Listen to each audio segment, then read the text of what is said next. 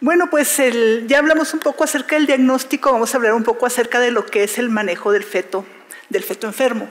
Y obviamente cuando nosotros le colgamos al feto el cartelón de que es un feto enfermo, bueno, pues lo único que nos queda en muchas de las ocasiones es limitar el daño, ¿verdad? Y prevenir las secuelas. Sin embargo, también debemos de reconocer que hay muchas terapias que nosotros como médicos podemos aplicar desde nuestro consultorio, desde nuestra mesa, cuando estamos analizando la historia clínica de nuestra paciente, desde ella nosotros podemos instalar terapias preventivas y efectivas para nuestro paciente. A veces cuando hablamos de terapia fetal, inmediatamente nos situamos en el contexto de la cirugía fetal. Sin embargo, cada uno de nosotros, en el momento en que esté evaluando a nuestra paciente y vemos los factores de riesgo con los que esa paciente está cursando, podemos tener una terapia que puede prevenir en muchas de las situaciones la producción de un defecto o inclusive algún evento más grave como una restricción del crecimiento intrauterino, etc. Obviamente, este no es un trabajo de una sola persona. Nosotros dentro de la institución contamos con un manejo multidisciplinario. Esto es que una vez que se detecta el feto, sí, esa paciente es abordada desde el médico fetal, el ginecobstetra, el neonatólogo, la psicóloga, trabajo social, se hacen reuniones conjuntas y en función de eso se determina cuál es el mejor manejo que va a llevar a ese feto o que nos va a llevar a tener tanto el éxito médico como el éxito en el tratamiento del paciente.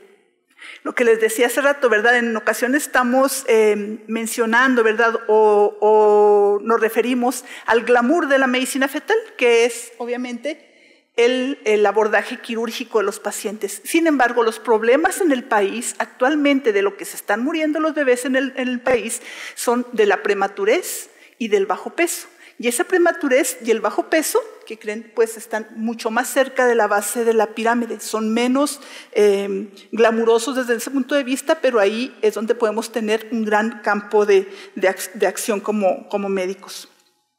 Vamos a tener que el feto puede estar afectado por 3 tipos de situaciones. Puede estar afectado por una de ellas, por 2 o inclusive por 3 de ellas. ¿A qué nos estamos refiriendo? Bueno, a que puede haber situaciones que tienen que ver con defectos adégenos en el feto, que tienen que ver con la función, ¿sí? Trofógenos que tienen que ver con el crecimiento y mutágenos que tienen que ver con los defectos. El ejemplo clásico de esta alteración sería el hijo de madre diabética. El hijo de madre diabética puede causar con una cardiopatía congénita, puede causar o cursar con una macrosomía que tiene que ver con la situación trofógena y aparte puede hacer un síndrome de dificultad respiratoria que tiene que ver con la función. Todos estos aspectos debemos nosotros poder manejarlos en su momento, tratarlos y prevenirlos.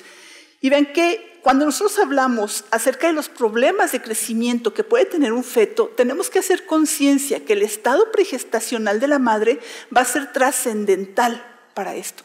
Y actualmente estamos bombardeados por comida chatarra, por alimentos que no son tan nutritivos para nuestro cuerpo, pacientes que se embarazan con un gran porcentaje de sobrepeso o con obesidad y estamos exponiendo entonces al feto a la teoría de la abundancia.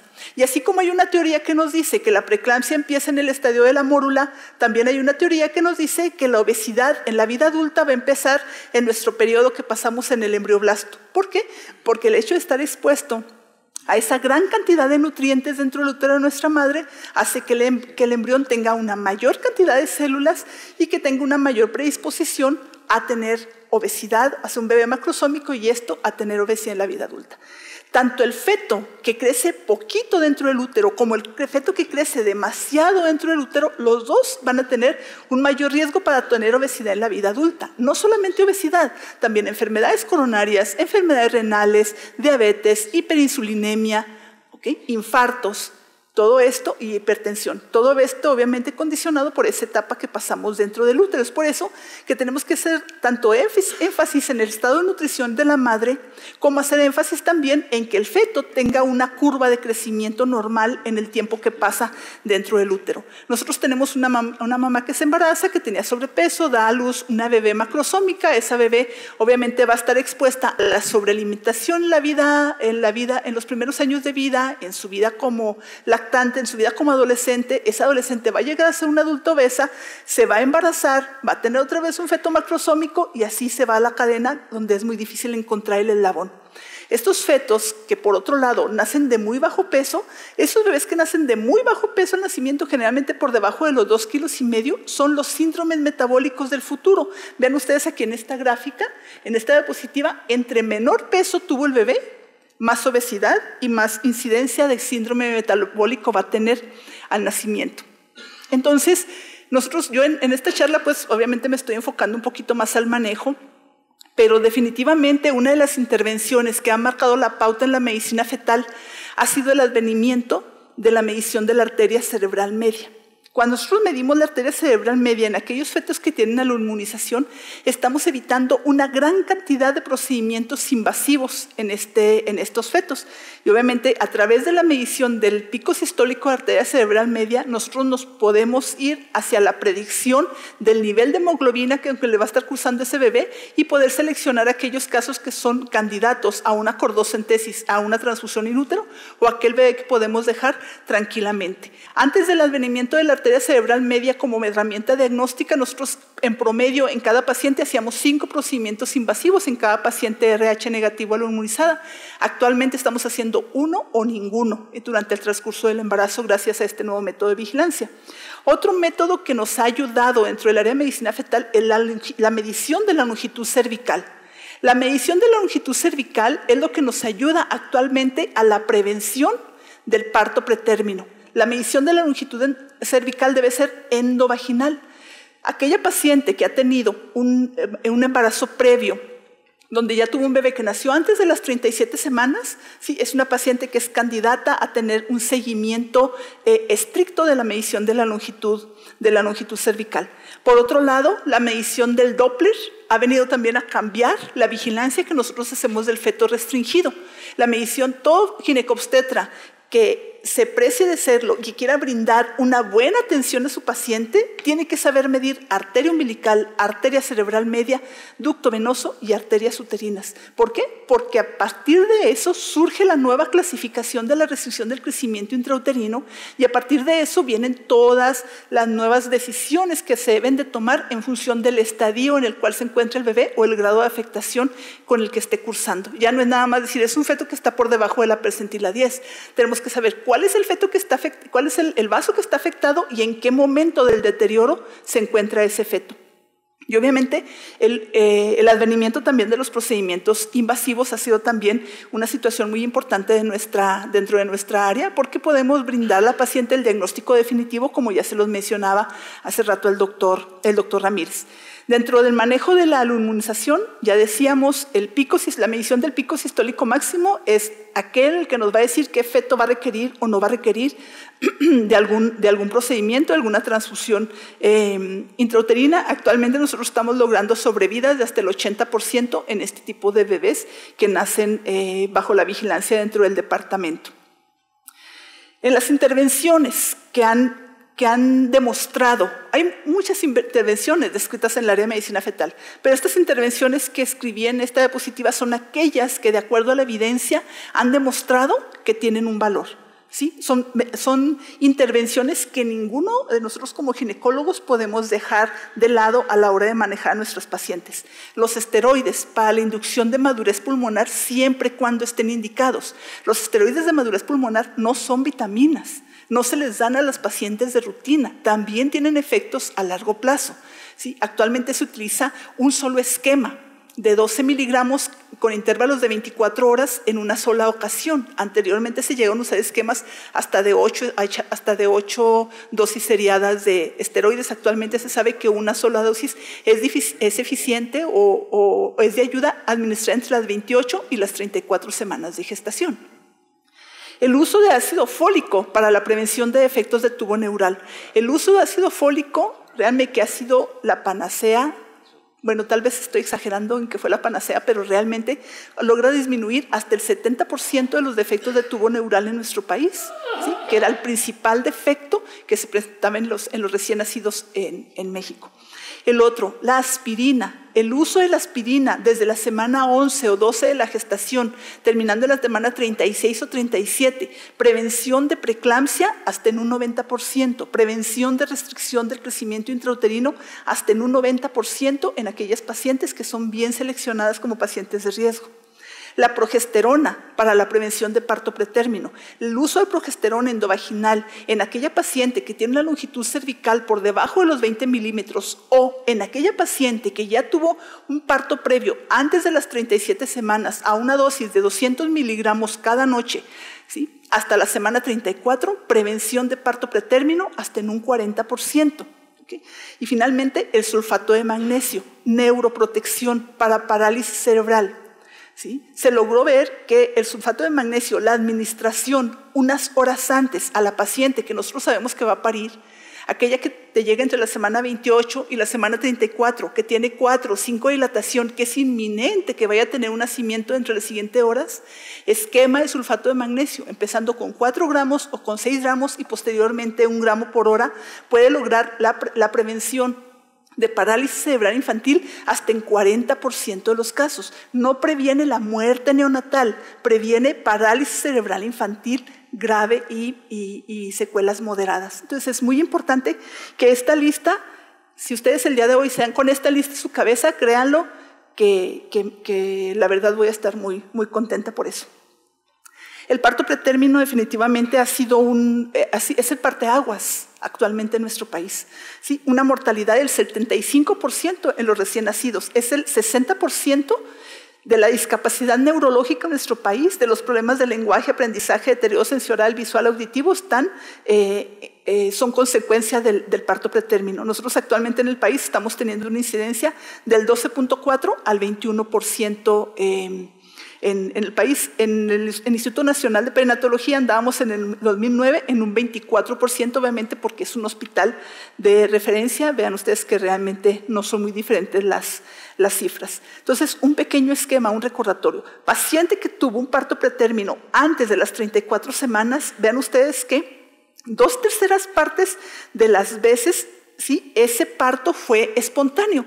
1/3 parte, y que obviamente de eso no nos vamos a referir ahorita, es el parto iatrógeno, el que tenemos que interrumpir porque restricción del crecimiento, por gemelos, por preeclampsia, etc. De estos 2/3 partes que son espontáneos y que nosotros estamos diciendo que es una paciente de alto riesgo, en esa paciente que nosotros le tenemos el ojo puesto porque creemos que van a nacer antes de tiempo ese bebé, porque ya tuvo un bebé antes que nació pretérmino, ahí en ese grupo solamente se van a dar el 15% de los nacimientos pretérmino. El 85% restante se van a dar en pacientes que no tienen el factor de riesgo. Entonces vean ustedes dónde cobra importancia la medición de la longitud cervical, ¿sí? Porque a la paciente que ya tuvo un parto pretérmino, a esa paciente yo de inicio en la semana 13, independientemente de cómo está el cuello, yo le inicio la progesterona, ¿sí? Pero a la paciente que no ha tenido ningún parto pretérmino, esa paciente yo le tengo que medir obligatoriamente la longitud cervical entre la semana 20 y 24 de la gestación. Si esa paciente tiene menos de 20 milímetros de longitud cervical, es una paciente que es candidata a progesterona. Algunos de ustedes me dirán, bueno, ¿y el cerclaje dónde queda? Bueno, resulta que la progesterona previene casi igual que el cerclaje, prácticamente lo mismo. ¿Sí? De las pacientes que yo les administro progesterona, el 40% finalmente va a tener que requerir algún cerclaje. ¿Sí? Pero, obviamente, a la paciente que tiene una buena respuesta a la progesterona, pues yo le estoy ahorrando ese riesgo anestésico, el riesgo de RPM por el cerclaje y todo lo que conlleva este tipo de situaciones. Muy bien. Ok, este es un estudio preliminar que tenemos nosotros dentro del instituto midiendo la longitud cervical en todas las pacientes que llegan al departamento. Y toda la paciente que llega al departamento, haya tenido o no haya tenido parto pretérmino, es una paciente que pasa a longitud o a medición de la longitud endovaginal. ¿Okay? Vean ustedes, esta fue la distribución que tuvimos. Obviamente la mayor parte de las pacientes tuvieron una longitud cervical normal. Sin embargo, vean ustedes en qué grupo de pacientes se presentó el 33% de los nacimientos pretérmino, principalmente en aquellas pacientes que tuvieron una longitud cervical que estuvo por debajo de los 20 milímetros. Esto es aproximadamente lo que se gastó en estas pacientes y de acuerdo a los días de estancia que tuvieron. Vean ustedes que el monto total del gasto que se invirtió en estos prematuros fue el de alrededor de 3,5 millones de pesos. Eso es lo que el instituto derogó, ¿sí?, para sacar adelante estos prematuritos. Obviamente, de los que nacieron antes de la semana 28, todos los bebitos fallecieron. Sin embargo, ven ustedes que con esta cantidad se pudieran haber empleado esa cantidad de dinero en muchísimos más recursos, ¿sí?, nuevos ultrasonidos, entrenamiento, nuevo personal, etc. Mientras que el uso de la progesterona, el total de la estancia hospitalera, prácticamente 4,5 millones de pesos. ¿Okay? Mientras que el uso de la progesterona, pues estamos hablando de un costo muchísimo menor, porque el tratamiento completo para cada una de estas pacientes nos hubiera costado 1,700 pesos durante todo el embarazo. Entonces vean ustedes si la progesterona o no tiene alguna ventaja. El uso de progesterona para reducir parto pretérmino debe ofrecerse para prevenir el parto pretérmino en la mujer embarazada que ya tuvo uno debido a este nacimiento pretérmino o a RPDM, y debe considerarse el uso de progesterona en embarazada con longitudes cervicales por abajo de los 15 milímetros. Este otro metaanálisis que traigo aquí es donde menciona acerca de la prevención de parálisis cerebral precisamente en pacientes con parto pretérmino con la administración del sulfato de magnesio. Les decía, una de las intervenciones más importantes. Hay apoyo en la literatura, hay muchos metaanálisis que apoyan ya su uso, hay muchas guías a nivel internacional que actualmente tienen dentro de la calidad de atención que una paciente que va a tener un parto pretérmino entre la semana 28 y 34 no debe nacer ese bebé sin haberse aplicado el esquema protector con sulfato de magnesio. Obviamente, en cuanto a la preeclampsia, a la prevención de preeclampsia temprana, preeclampsia tardía, como ya les decía, la aspirina, vean ustedes el porcentaje de prevención. Cuando nosotros hablamos de aspirina y prevención de preeclampsia, estamos hablando de la prevención de la preeclampsia temprana. La preeclampsia tardía, la que se presenta en forma leve y después de la semana 34, no se va a prevenir con la aspirina. Sin embargo, lo que actualmente se considera un problema muy importante dentro del área de la medicina fetal es aquel nacimiento que se da antes de la semana 34 y que se presenta de forma severa. Muy bien, obviamente ya habíamos hablado también de la restricción del crecimiento intrauterino. Vean ustedes el bajo peso al nacer por debajo de 2,500 gramos, alteraciones psicomotoras en esos recién nacidos en el 70% de los casos, 10% convulsiones, 10% cursarán con sordera, 60% con IQ bajo, 30% con problemas del aprendizaje.